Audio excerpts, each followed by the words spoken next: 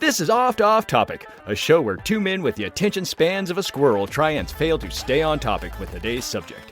Where will their oral meanderings take us? Well, stick around and listen, because today's Oft Off Topic is...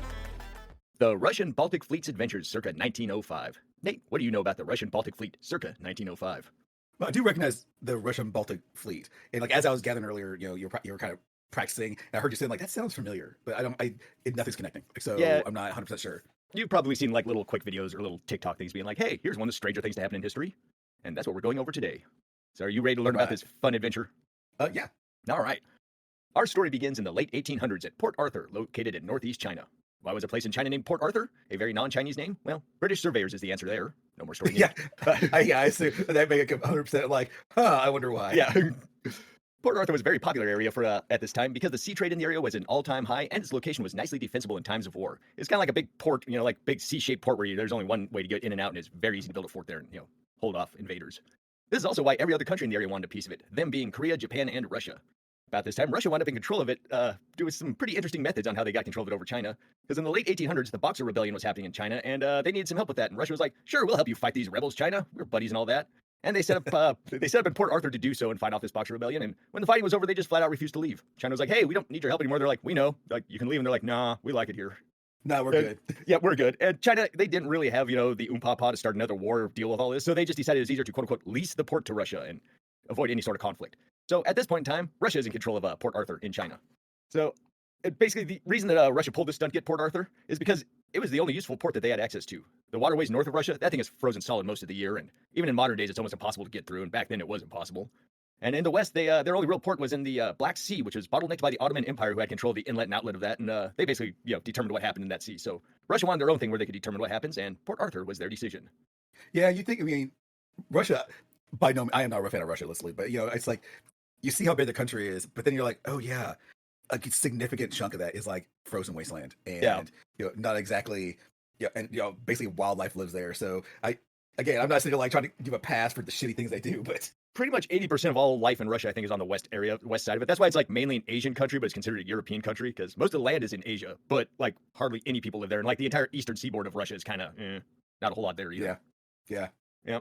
Oh yeah, they did also have the Russia had access to the Baltic Sea up north, which is the waterways around Sweden and Norway and this and that. But that was also frozen for about half of the year, so that was only kind of useful. And again, that was also on the west side of the country. They needed stuff on the east side of the country.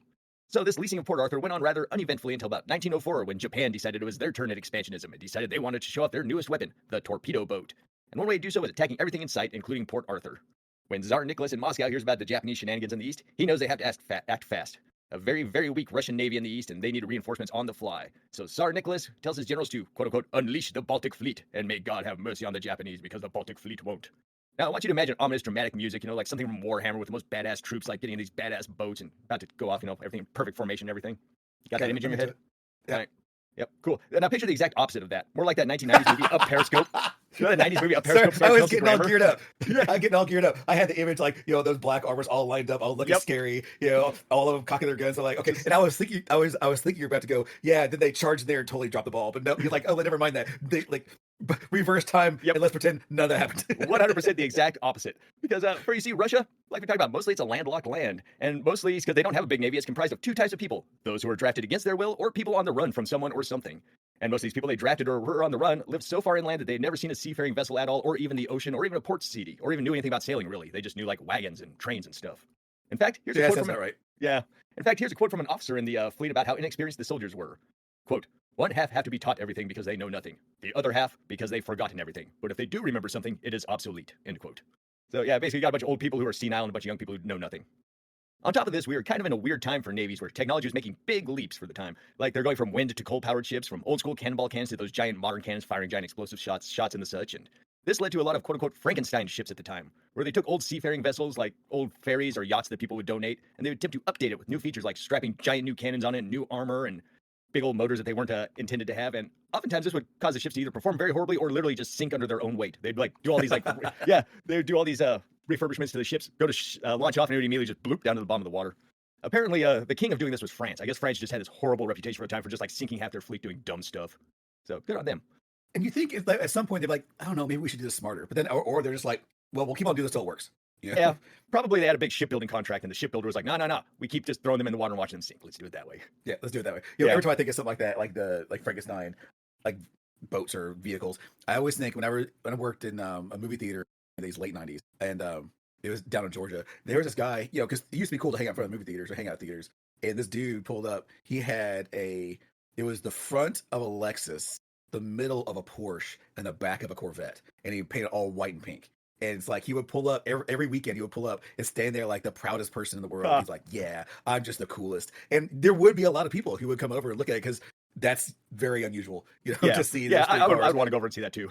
Yeah, how old was the dude driving this? He was probably early 20s. Okay, late teens, early 20s. He was. Yeah, I'm gonna go to the theater, pick me up some high school girls. Yeah. Yeah. I mean, honestly, I kind of felt that way. Yeah, he just 8th grade. That's old enough for me. I remember looking out there going. Right. I was looking at there going like, okay, man, whatever. And I'm not in the cars at all, but even I would stand outside for a little while going, man, that is really weird. But after you see it one time, once the shock wears off, you're just like, oh, well, that's that thing again. So again, I have no idea how it performed. It may have had the engine of like, I don't know, 1948 Honda if they had them. Old Honda motorcycle engine. Yeah.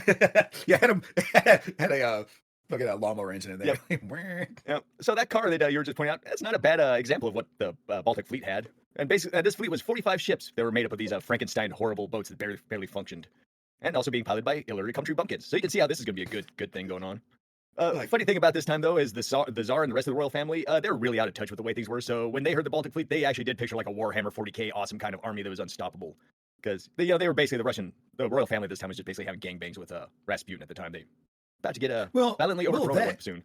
Well, that, and to me, it's just kind of like, especially Russian corruption. I actually read something really kind of just an analogy for the type of corruption between like regular corruption and Russian corruption. Basically like a Russian guy goes and visits a senator, and he goes to the senator, and the senator has a really nice house, and he has a giant yacht, and he's sitting there drinking, from a $1,000 bottle of wine, and the Russian senator goes, "How'd you pay for all this?" And the American senator goes, "Well, you see that bridge over there?" He's like, "Yeah." He goes, "Well, that bridge cost $60 million, but it actually in reality only cost 50. So he basically saying like, I took 10 million of that. Yeah. Well, then fast forward, he goes over to the same senator's house, and he has even a bigger house and has 2 yachts and has all the cars out in front. And he's like, "How'd you pay for that?" He goes, "Do you see that bridge over there?" He's like, "No." He's like, "Right."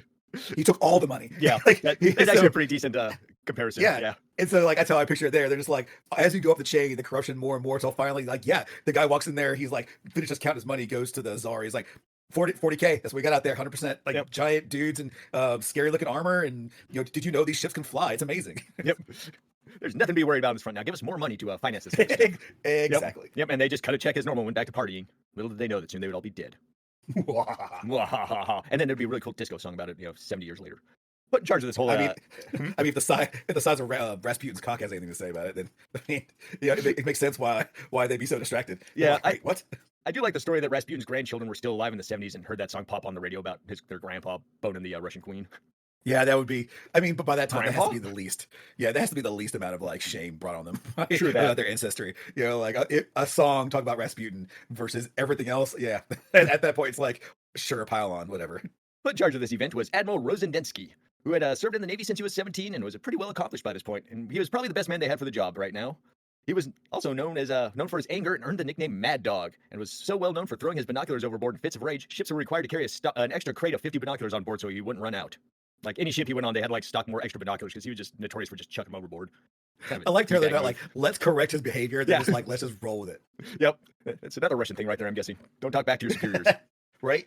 So, Rodovensky and the Baltic fleet get their orders, and that's to sail from the Baltic Sea to the west, past England, then south around Spain into the Mediterranean Sea, then down through the Suez Canal, then from there around Southeast Asia, going up to Northeast Asia, and to provide reinforcements at Port Arthur. This whole journey is going to be 18,000 miles or 29,000 kilometers. Seems pretty easy for some Russian bumpkins, huh? I don't know, man. I kind of got I see all these Russian bumpkins. I got lost after the very beginning of that. I'm like, wait. It's like someone trying to give me directions somewhere I don't know. Just go down that way. Turn. What? Yep. Just picture them going from Russia and Europe, going all the way west, and then down around Africa, and just they're going the long way to the east side. And you imagine like these incompetent people with a map and I don't know a compass, and they're like, which star are we supposed to be looking at? Was it that star over there? It's like a week past. Like, wait, what star are you using? Not that one, you moron. Not the belt of Orion. We wanted the belt of Sisyphus. That was over to the left more. Yeah, and the 3 stars are in a totally different order. When the admiral was told about this plan to sail from the Baltic Sea to Port Arthur, the admiral immediately thought it was a terrible idea because he knew his crew was incompetent and the ships were awful. In fact, he even referred to the ships of the Baltic fleet as "quote unquote" self-sinkers. He was also unimpressed with his second and third in commands. When he was introduced to him, the one that he saw was as fat, he nicknamed a sack of manure, and the other one that he saw as stupid, he nicknamed a vast empty space, and would only refer to these two as their nicknames, even to their face. Oh, wow. Yeah. I kind of like that vast empty space one. That's kind of a cold cut. You're so dumb, you're just a vast empty space. I mean, at least a sack of manure is useful. I mean, but surely you have to, like, in times of being in a rush, call them VES or whatever, V. Because, I mean, imagine trying to call someone by their full quote-unquote name. Hey, vast empty space. Like, could you cut that down a little bit? Like, hey, yeah, I mean, it'd probably be a good way to prove a point, though, if you took the time to call something a vast empty space while everything's burning down around you. That's you know what? Being cool under I'll give you fire. That. I'd totally give you that. Yeah. It is a statement. If someone is actually in the middle of a crisis, still taking the time to completely say vast empty space. Yep. Yeah, that is a statement. October 1904, and the fleet launches on their daunting mission. And as they take off, immediately the flagship runs aground, and for some reason a cruiser that was about to take off dropped their anchor into the sea, where it became detached and went to the bottom of the ocean. And while they waited for the flagship to get moved back into the water and that cruiser to get a new anchor, a destroyer somehow just decides to ram headfirst into a battleship, and they both have to go back to port for repairs. This is all just as they're leaving their port. That's amazing. Yeah. So and you, basically, you know, someone looked at someone else and said, "I don't know. I don't have a good feeling about this." They were thinking that as they were, before they even load on the ships, I'm sure. Right. So remember how all these sailors are just a bunch of illiterate bumpkins from out in the middle of nowhere? Well, that comes into play pretty fast. These troops don't really know anything about the outside world, and they don't even really know where Japan is. They just know they're at war with Japan and be on the lookout. And I guess that combined with the fact that those new torpedo boats Japan had were notoriously very hard to see and very good at sinking ships at the time, that the Baltic fleet crew became very, very paranoid that the Japanese would attack at any second, even in northern European waters. Yep. I will say there was some grounding of the reality in this, because the Japanese torpedo boats were made in England, where then they were like shipped over to Japan with the skeleton crew and then used over there. But some of the sailors heard that they were just made in England, so they just assumed they were like fully like decked out there, just sailing around England, nuking ships as they left. Which, you know, not true. No, in fact, there was no torpedo boats in the area at all. But this paranoia and it's like you don't even have, like, it's still serving the mission even though they weren't out there. Yeah, you know, it's just human nature to be paranoid, right? I mean, just it's like Batman. You know, all the criminals were scared of Batman, even though Batman's one person. It's supposed to be a big giant city. He still had that, like, he didn't really need to be everywhere, but it's like the fear of him was what all was. When all of a sudden every shadow they see is the Batman, they're like, ah. Yeah. So this paranoia and inexperience would not go well together, because right after they finally got in the open waters, two fishing vessels approached the fleet to deliver a message from the Russian government. As soon as the Russians saw this fishing vessel approaching, they immediately thought it was the Japanese attacking them, so they opened fire on these two fishing vessels, and due to gross incompetence, miss every single shot they fire. And that eventually, once all the firing stops, that the fishing vessel just tools right up to the admiral and is like, here's your message, thanks for shooting at us. Eat a dick. Yep. But they finally get the message, and the message is actually a note saying that the admiral has been promoted as a reward for doing this mission, a mission he did not want to do. Later in their little journeys, as they're still around Denmark, one of the ships in the Russian fleet would put out a signal that it was surrounded by 8 Japanese torpedo boats that ambushed them, and the rest of the fleet sprung into action. They immediately go over there to help them out, and turns out, nah, the crew just was really paranoid and thought they were surrounded by boats, but there's literally nothing there at all. Like, nothing. They just looked around and was like, boat, ah, boat, ah! And then when everybody else came check out, they're like, there's no boats here, and they're like, oh, huh, imagine that. And this all basically happened before they fully left the Baltic Sea. So weird. Yeah. Finally, they get out of the Baltic Sea, and they find themselves near England, and again, they see 3 British fishing vessels just out there fishing away doing their thing, and they assume it's Japanese torpedo boats, and open fire on these fishermen. The fishermen were not in a good position because they had laid out all their nets and all their equipment and everything, and they couldn't just, like, cut off and flee, so they had to just sit there and for 20 minutes be shot at by a Russian fleet before the Russians finally realized what was going on. So...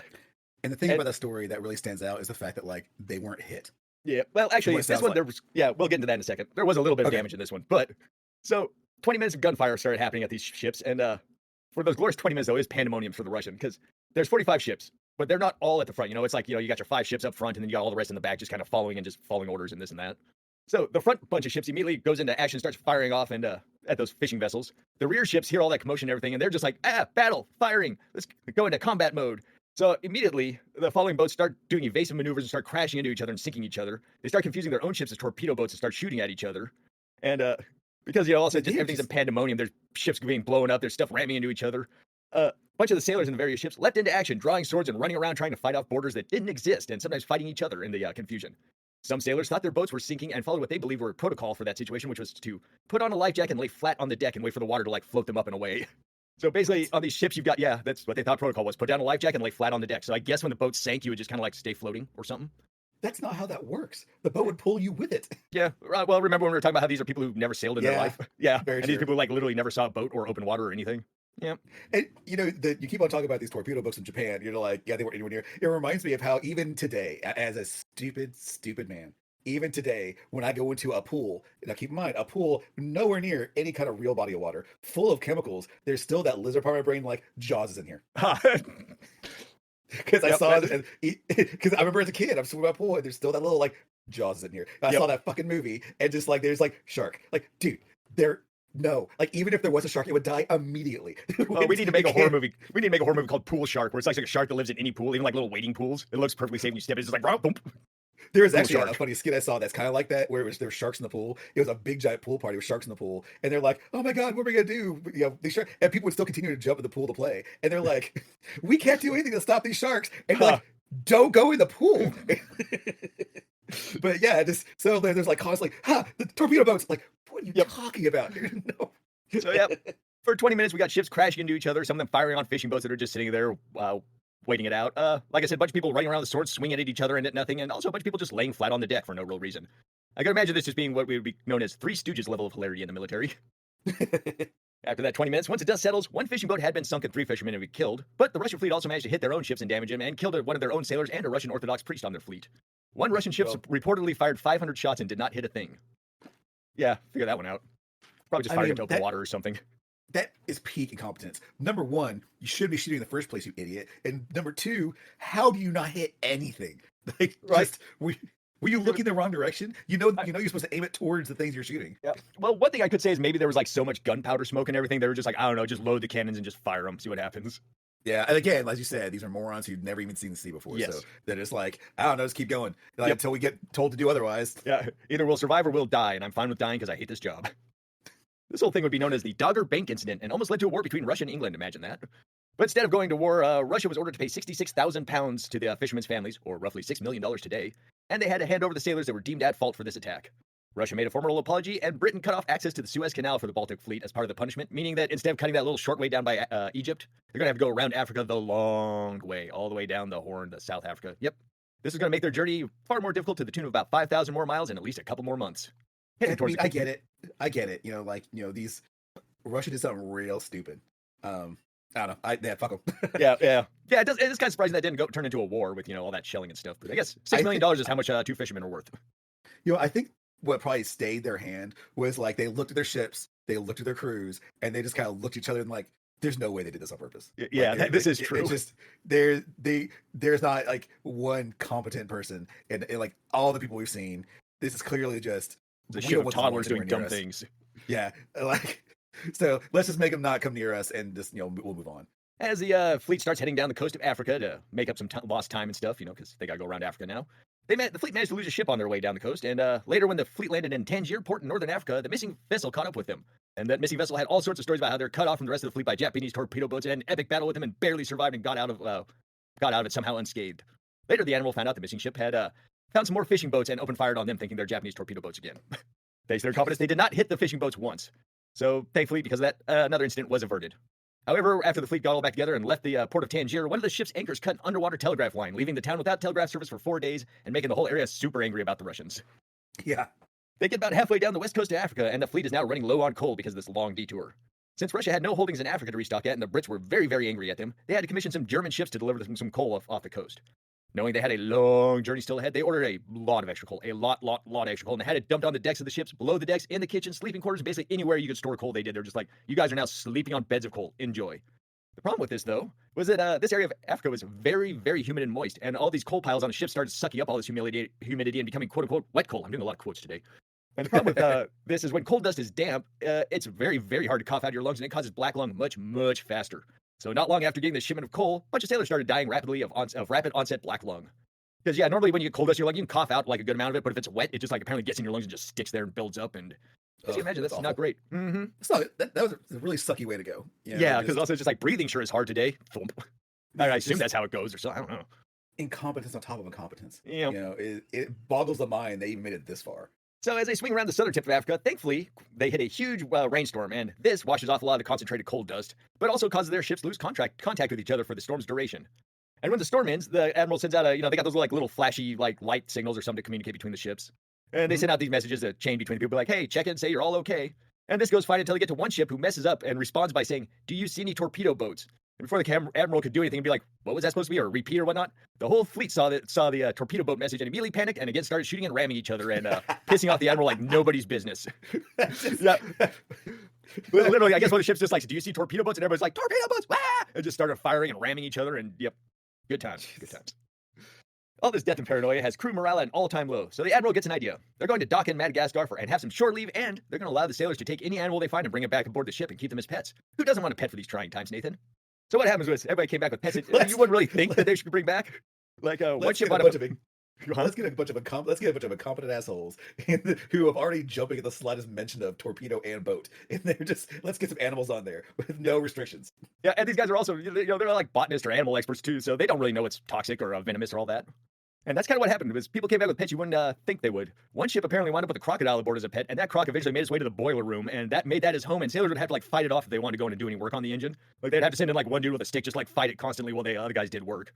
One sailor gifted the Admiral a parrot, and that parrot immediately learned and repeated Russian swear words right off the bat because that Russian Admiral swore so much. So now you got an angry Russian Admiral with an angry parrot on his shoulder yelling Russian stuff all the time. Some of the sailors got snakes to bring aboard, often poisonous ones that would injure and kill sailors. Rumor was one of these snakes was taught to drink vodka, much to the amusement of the sailors. Small lizards like geckos were pretty popular as well, which were kind of cool, but since they can change their color, they're very easy to lose aboard the ship. And so you just had like geckos just like holding up in random places and making messes and this and that. And there's even a rumor that squish, damn it. There's even a rumor that one ship reportedly had a lion make its way on board, which started mauling people before they kicked it off. I'm guessing if you want the human or the very we kicked it off, not kill it. Yeah, I mean maybe they killed it. Who knows? Yeah, I mean I'm not all for killing lions, but if some moron on a ship has a lion on there and you can't, it's just we probably bought it off. The sailor probably bought it off a dude who was like, "Hey, it's friendly. I swear it is. It'll be a friendly little kitty for you." So another thing the sailors got mad at. Oh, I was gonna say it's like a guard dog, a big fuzzy cute guard dog that you can sleep with and cuddle. Another thing the sailors got in Madagascar was a big old heap of STDs and tropical diseases, which also spread amongst the crew in a hurry. Yeah, the STDs or the tropical disease. Well, actually, probably the STDs too. You know what? I mean, they're sailors. They've been on boats for months without. Yeah. These aren't professional soldiers, and even then, back in the day, even professional soldiers. So Lord knows, there are a lot of STD buttholes. What happens on the ship stays on the ship. Right. Also, one thing they did while in Madagascar was they decided to buy a giant container of cigarettes for the sailors to help them relax. Turns out those cigarettes were actually laced with opium, which was the style of the time. So for a while, they had sailors who were all high, followed by sailors that went from being high to going through withdrawals, both nicotine and opiate withdrawals at the same time. So that's probably not much fun. But at least you got your geckos and snakes to play with. So I'm assuming, Jesus Christ. I mean, I know this is real, but it's almost like you sat there like, okay, I'm gonna sit here and write a story about like how someone can fuck every aspect up off of a naval voyage. And it's just going to get worse and worse as time goes on. I'm assuming partly to do with these withdrawals and just how bad the voyage was. Some sailors actually attempted a mutiny at this time, but they failed. The mutineers were actually not killed, though, which is kind of surprising. They failed the mutiny, so the Admiral just basically gave them all a ship and was like, all you mutineers, take these ships and just leave and don't come back. I don't care. Just get out of my hair. I feel there might be a pretty fun adventure story there with that boat that took off, because they're like down in Southeast Asia, no idea what to do or where to go, and all of a sudden it's like, here, have a boat and leave. And side note, in case you're wondering how the battle at Port Arthur is going for Russia with the Japanese, not well. The Japanese are kind of whomping them over there. And they're holding out hope that the Baltic fleet will show up and, help them out. Oh man, there are people actually depending on these guys to show up. Oh yeah, they're like, sweet, we got the Russian Baltic fleet coming to help us out any day. Yeah. Anytime. Oh man, you can imagine just like they're like looking out constantly, looking out to sea, waiting, and just like, sir, we're in trouble. Don't worry. The Baltic fleet will be here soon. Send out a fishing vessel to meet them when they get here. One also bad thing happened around this time when they were down in Southeast Asia. Their refrigeration ship broke down, leading to massive meat spoilage. So they decided to take all this meat that spoiled and dumped it overboard, which attracted a lot of sharks that apparently followed the fleet for a good long while, waiting for more meat to be thrown overboard. Which did actually happen on occasion when they would sometimes chuck a dead body overboard. So for a lot of this voyage, they could see sharks like swimming all around the boats, just, fins sticking out. And also not great for morale. Because, also just like death is following us everywhere. Actually, speaking of death, at one point they held a symbolic funeral on an island for some of the fallen comrades. One of the ships fired off blanks from its cannon in tribute, but they forgot to actually load blanks, and a shell hit another ship naturally. Damage again. Yep. I was waiting for it. I was like, they stopped to hold a memorial, and first thing I thought was like, how many people died? Yeah. Didn't even know what happened. I'm like, yeah, you're just like, this ain't gonna happen. This fleet should not do anything for the rest of this voyage. Just float. Like, this is good. It's like, they went to go read a book. How many people died? Finally, the fleet is starting to get close to where the battle is. The Admiral decides we should do some battle exercises to practice up for the fight. So they take a floating target and have it towed by one of their ships. Shoot at the target being pulled. Practice your aim there, said the Admiral. And all the ships started firing at a few thousand rounds at the targets and managed to miss it every time. But they did manage to hit the ship that was towing it, so good job on them. At least hit something. Yep. And one of their more pragmatic moves, though, the fleet decided, hey, we're a little low on ammo. We're going to wait around, probably from shooting at all those fishing boats, but we're going to wait around for some ammo shipment before any real fighting comes. We want to be prepared for this. So they wait around for a little bit, and they finally get their shipment. And turns out some sort of mess up happened in the order system because they didn't get ammo, but 12,000 pairs of fur-lined boots and parkas, which is the opposite of useful in Southeast Asia. So, not wanting to be unarmed, they had to wait around for a second shipment and finally got their ammo. About this time, because everything's just been so bad, the admiral actually sends a message back to Russia being like, can you please, for the love of God, have somebody else do this? This is just driving me insane. I hate everything about this to the deepest of my abilities. Please replace me. The Tsar and the heads up said, no, you're actually the best qualified person for this job, which he kind of was the best qualified for this job. So he kind of succeeded so much that he failed in this instance. You're the best for this job. I'm shaking my head. Job. Yeah, I can imagine. Finally, I mean, I don't know what else he expected. Like everything has gone wrong. Yeah. I mean, honestly, he would have been better off sending a message back to Russia. I'm so happy I'm posted here. I sure hope I'm never pulled. And right. by the time I got to him, they'd be like, we're going to replace you. Yeah, that actually probably would have been a really good idea. Right, like one of the highest up generals would be like, I'm so happy. Please don't ever take me out of this job. P.S. Your wife is fat. And then he'll be like, I'm going to know what I'll do. I'll ruin his favorite job. I mean, that probably would have worked. So honestly, finally, yeah, it may have. Finally, May 1905, they come creeping towards Port Arthur ready for battle. It's nighttime as they're sneaking up to it, so all the ships turn off their lights and go into stealth mode, all except for the hospital ship that left their lights running because that's part of the rules of war at the time. You leave the hospital ship with the lights on so nobody shoots it or whatever. Yeah. One of those weird things, but that's just how they did it out. Suddenly, as the hospital ship is suddenly the hospital ship, because it's got the lights on, they see vessels approaching them. A couple ship approaches them, and thankfully they have finally learned their lesson. They're not like, oh no, U-boats, oh god, or torpedo boats. So they don't immediately fire under the assumption it's Japanese. They look at the ship, they identify it as a Russian fishing vessel, and they basically send a message being like, with those little flashlights, be like, hello, fellow Russian, we are here to destroy the Japanese invasion. Avoid these areas because we are going to attack here in the morning. And the fishing vessel just kind of flashes back and okie dokie, and then turns around and beats feet out of the area. Well, it turns out this Russian fishing vessel was actually a Japanese torpedo boat, and they literally just sent them all their plans on the attack. Yeah, I was like, Japanese... watch, it was a torpedo. Yep, it was a torpedo boat. The thing they've been so scared about now, all of a sudden they're like, oh, whatever. Oh, look at that. That's obviously not a torpedo boat. Why would they just come up to us like that? So, yep, the Japanese immediately turns around and the torpedo boat goes back to the higher ups, and they're like, hey, Navy, guess what information we have? And then Japanese Army was like, yeah, we know what to do with this, and they spring into action. What next is known as the Battle of Tsushima. Yeah, like Ghost of Tsushima. The Battle of Tsushima, where the Russian Baltic fleet would meet with their destiny a mere 7 months after they left home port. So remember how we were talking about how like... You know, it's funny when you said Tsushima. I'm like, that sounds familiar. Oh, right. Yeah. Yep. So remember I just imagine they're just like, they're getting all that, you know, they're sitting here, they're telling all of their plans, and the Japanese just like got a half open mouth like... That's exactly what I figured, just kind of like looking at each other, looking back for like, is this a trap? And they go back to Spears. They go back to Spears and like, look, you are not... Well, one of two things happens. Japanese probably be like, oh yeah, they just told us to them. But I almost imagine they like, through, like, we lost... you know, all these people trying to get this information. So, So remember how I told you to envision that badass Warhammer 40K kind of military or navy that the Baltic fleet was envisioned on being? Well, it turns out the Japanese actually did have that kind of badass fleet because, you know, they're an island nation, so they know a lot about sailing and whatnot. So they easily stomped the Russian Baltic fleet in battle. The Russian admiral who was in charge of all this, he was knocked down the first 15 minutes by flying debris and rendered unconscious for the battle. Probably for the best, because what happened was not really pretty what happened to his men. Final tally, Japan, 117 dead, 583 injured, 3 torpedo boats sunk. Yeah, I mean, that's something at least. Russia, 4,380 dead, 5,917 captured, 21 ships sunk, 7 ships captured, and 6 ships disarmed. Japan won that pretty handily. And this led to the Treaty of Portsmouth, which was signed to signify its victory. Named the Portsmouth Treaty because it was negotiated at Portsmouth Naval Station in Kittery, Maine of the USA, oddly enough. Teddy Roosevelt actually oversaw this negotiation and got a Nobel Peace Prize out of the deal and was the first American to win the award. And he never even arrived in Portsmouth for negotiations at all. He just did it all by mail and still got his award. Yay for Teddy, I guess. Yeah, right? He like literally, it sounds like he really didn't do a whole lot other than just like wrote up some guidelines and be like, here, try using these. And people are like, that works. Or let's be real, it might not have even been him. Like, it might not have been. His secretary might have done it. You got a Nobel Prize, like, what is this? And they're like, oh, it's for that thing he did. I'm like, what are you talking about? Yeah, I think your assistant like filled out all the paperwork for that. It seemed to work out. But it actually, I read a memo about this the other day. But apparently this there was some controversy about this deal that got signed though. Because there's a lot of kind of like iffy, weird stuff, but partly it kind of gave Japan some control of Korea and their investments there. But also it was seen as a deal that made Japan look weak to the point where it led to Japanese people actually rioting over this deal because Japan was like, hey, we just stomped Russia. We're like unstoppable. Why are we signing a peace treaty? So the Japanese people were angry about this. The Koreans were mad because it basically kind of gave Japan some control over them, like economically and stuff, and kind of like messed up the borders a little bit between Korea and Japan and China. And this also kind of led to where Korea doesn't trust us because of this whole thing too, the whole negotiation treaty. Because I guess the wording of the treaty the way the whole treaty was worded is kind of could be seen as, let's say, stilted towards Eurocentric powers and wording. And they kind of like, they kind of snuck in some words that, you know, like the Asian country would be like, hey, this seems all above the board. But if you actually read it from like, you know, an English perspective, you're like, that's some pretty tricky, sneaky wording there. And, yeah, that's messed up. And, of course, you know, totally on brand. Oh, you know, yeah. So. And also, it's kind of rumored that the fact that USA did do all this sneaky wording on purpose, and that's kind of why we're sort of the de facto negotiators for the world nowadays, because the world saw us like negotiate this contract, like, hey, that's pretty sneaky. We like the cut of your jib. Want to do the negotiation for us from now on? So there you go. Again, that's kind of rumors, but yeah, if you just want to know the domino effect of all this, I mean, it kind of makes sense in a way, because you do wonder why we do all that negotiation. It makes sense, but also like, why would you want to continue the negotiation with someone who like clearly like, because that wasn't on accident. It wasn't like, whoops, we accidentally put our interests first. Darn. Yeah. Because a lot of times you probably don't have a choice. Well, fair. Yeah. But I mean, like Japanese said they did win. I mean, it was because I don't know. It's hard to push too hard on that because yes, they won, but they didn't win against the elites.